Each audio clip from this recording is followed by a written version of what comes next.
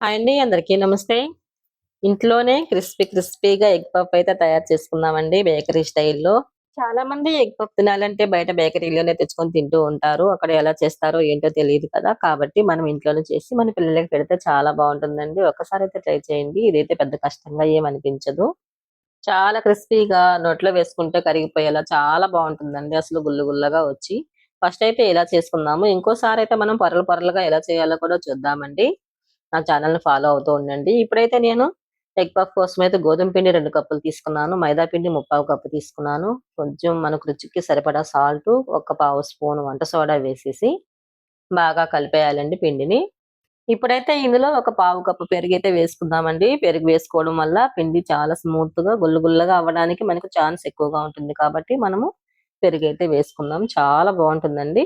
అలా పెరుగు వేసేసుకొని కొంచెం అలా పిండితో బాగా కలిసేటట్టు కలుపుకొని ఇప్పుడైతే మనం ఆయిలు కొంచెం అంటే కాగబెట్టుకోవాలండి.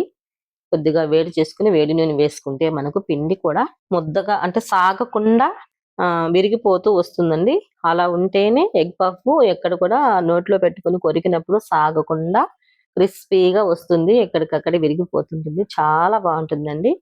ఆయిల్ కూడా ఎక్కువ పట్టదు. ఒక చిన్న గరిటెడు చాలండి. నేనైతే ఎక్కువగానే కాంచాను. కాకపోతే అవి లాస్ట్‌లో పిండిలో వేసి కలుపుతానండి. ఇప్పుడు చూసారు కదా పిండిని మనం ఎలా ముద్ద కడితే వచ్చేలాగా చేసుకుంటే సరిపోతుంది. ఆయిల్ వేసేసిన తర్వాత ఇలా వస్తుందనమాట పిండి. ఇప్పుడు కొంచెం కొంచెంగా నీళ్లు చిలకరించుకుంటూ మనమైతే పిండిని బాగా స్మూత్‌గా బాగా రఫ్ చేస్తూ కలిపామంటే పొరలు పొరలుగా వస్తుందండి. మనకి పిండి కలిపేటప్పుడే కూడా పొరలు పొరలుగా అనిపిస్తూ ఉంటుంది. అలా వస్తే అసలు చాలా పర్ఫెక్ట్‌గా వస్తాయండి. కొంచెం నీళ్లు మాత్రం ఒకసారి ఎక్కువగా పోయకుండా కొద్ది కొద్దిగా నీళ్లు చిలకరించుకుంటూ బాగా రఫ్ చేస్తూ కలపాలండి. ఇదొక్కటి గుర్తుపెట్టుకోండి. అసలు చాలా నిజంగా ఎంత ఫస్ట్ టైమ్ చేసేవాళ్ళైనా సరే చాలా బాగొస్తాయండి. చేసైతే చూడండి ఒకసారి. చేసి ఇలా పిల్లలకైతే పెడుతూ ఉండండి. ఎక్కువగా మనం బయట కొనకుండా ఇట్లా ఇంట్లో చేసి పెడుతూ ఉంటే బావుంటుంది.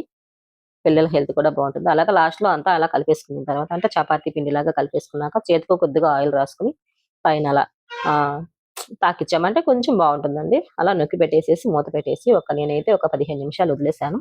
ఈలోపు మనం స్టఫ్ కోసం ఆనియన్స్ అయితే ఫ్రై చేసుకుందామండి. ముందుగా ఒక కడాయి అయితే పెట్టుకొని ఆయిల్ ఆయిల్ కొద్దిగా వేడెక్కిన తర్వాత ఒక స్పూన్ జీలకర్ర అయితే వేసేసుకుందామండి. జీలకర్ర ఎగ్ పఫ్‌కి అయితే చాలా మంచి రుచినైతే ఇస్తుందండి. అలాగే డైజెషన్ ఇబ్బంది లేకుండా ఉంటుందనమాట.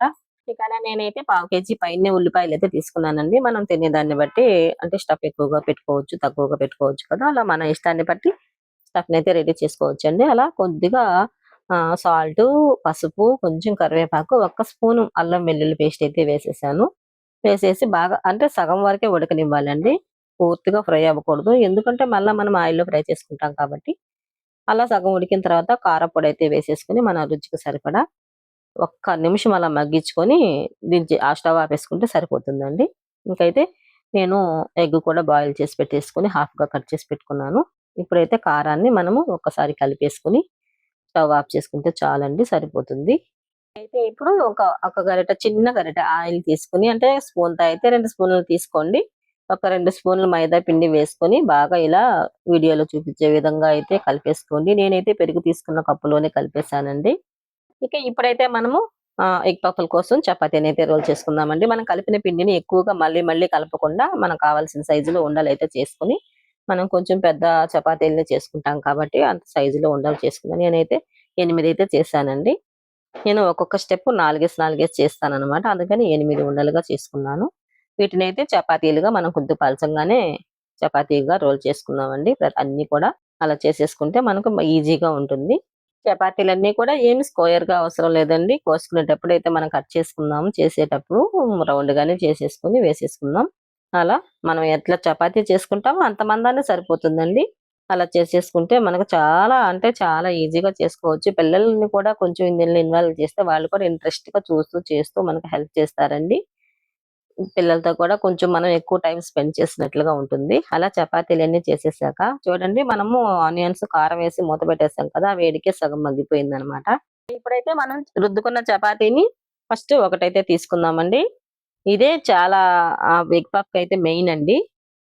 అలా ఒక చపాతీనైతే వేసేసుకున్న తర్వాత ఇప్పుడు మనం కలుపుకున్నాం కదండీ! ఆయిల్‌లో పిండి మిశ్రమాన్ని అంటే మైదా పిండి వేసి దాన్ని వేసి బాగా స్ప్రెడ్ చేయాలండి. ఒక స్పూన్ వరకు వేసేసి స్ప్రెడ్ చేసాక కొంచెం మైదా పిండిని మళ్ళీ చల్లి తర్వాత పైన ఇంకొక చపాతీని అయితే పెట్టి దాని మీద కూడా అలాగేనండి మనం కలుపుకున్న ఆయిల్ మిశ్రమాన్ని అయితే కొంచెంగా వేసేసి బాగా స్ప్రెడ్ చేసేసి తర్వాత పైన ఇంకొక చపాతీ వేసి అలా నేను 4 చపాతీలను అయితే చేశానండి.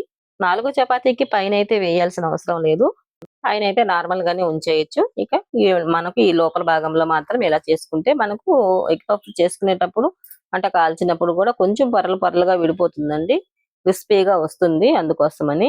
ఇంకా పొరలు పొరలుగా వచ్చేలా ఇంకో విధంగా చేయొచ్చండి. అది కూడా ఈసారి అయితే చెప్తాను. ఫస్ట్ స్టార్టింగ్ చేసే వాళ్ళకి కూడా ఇలా చేయడం చాలా ఈజీగా ఉంటుంది. తర్వాత 1, 2 సార్లు చేశాక అలా పొరలు పొరలుగా చేయడం ఈజీ అవుతుందండి. అది కూడా ఖచ్చితంగా చూపిస్తాను నేను.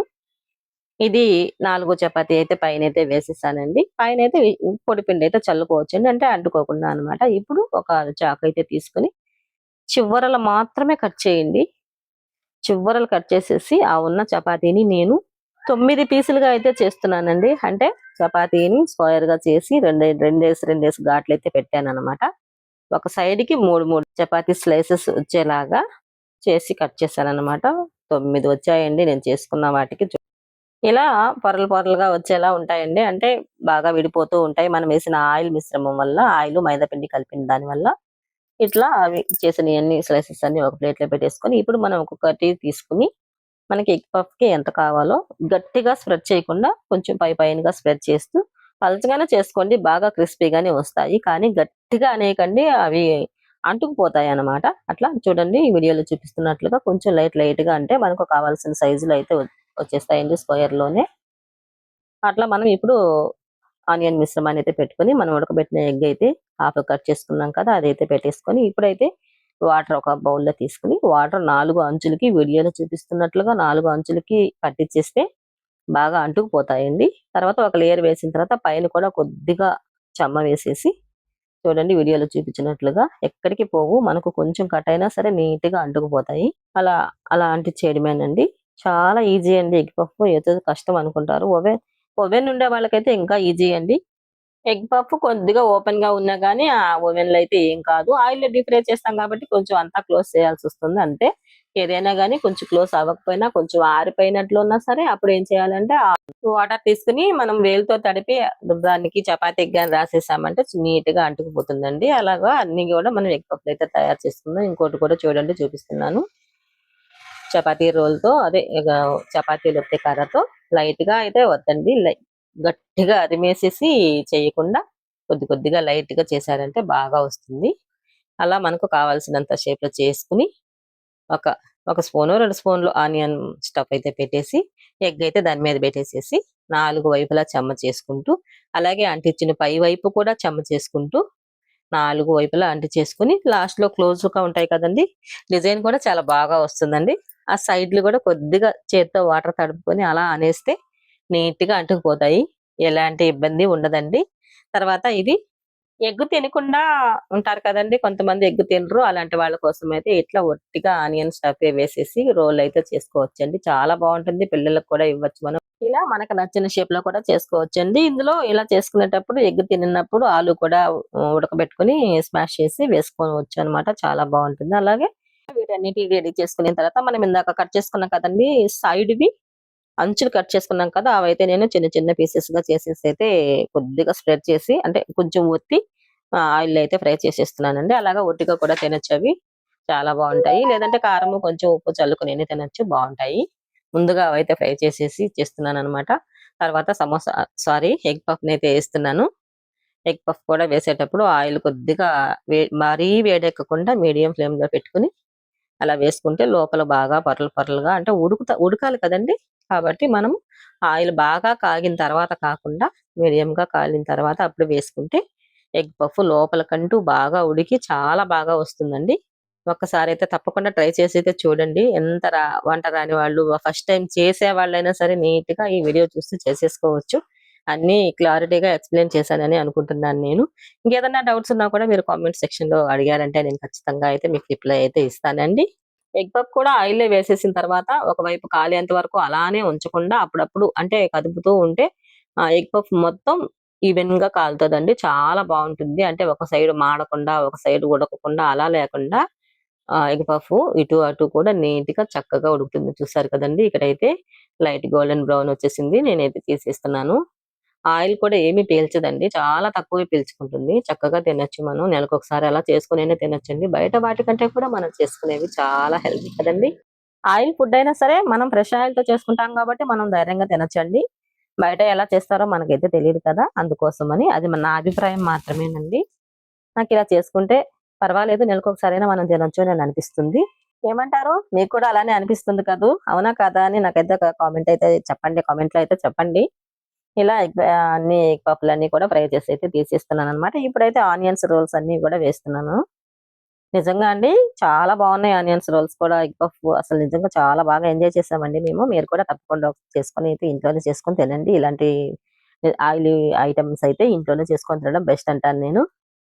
ఓకేనండి. ఎగ్ పఫ్‌లయితే రెడీ అయిపోయాయి. ఒక ప్లేట్‌లోకైతే తీసేస్తున్నాను. చూసారా అసలు ఎంత బావున్నాయో నిజంగా ఇప్పుడైతే కట్ చేసి చూపిస్తాను చూడండి. చాలా క్రిస్పీగా భలే వచ్చాయండి. నేను ఇంట్లో అయితే చాలా సార్లు చేస్తున్నాను. తినాలనిపించినప్పుడు ఇలా చేస్తూ ఉంటాననమాట. Okay friends. ఈ వీడియో గనక నచ్చితే లైక్ చేయండి, షేర్ చేయండి, సబ్స్క్రైబ్ చేయండి. అలాగే ఎలా ఉందో కూడా కామెంట్ అయితే చేయండి. అమ్మ అనే పేరుతో మన ఛానల్ అయితే ఉంటుందండి. ఈ ఛానల్‌లో మంచి మంచి వంటకాలైతే చేస్తూ ఉంటాను. మరంటే సబ్స్క్రైబ్ చేసుకోవాలి కదా! ఖచ్చితంగా అయితే సబ్స్క్రైబ్ చేసుకుంటారని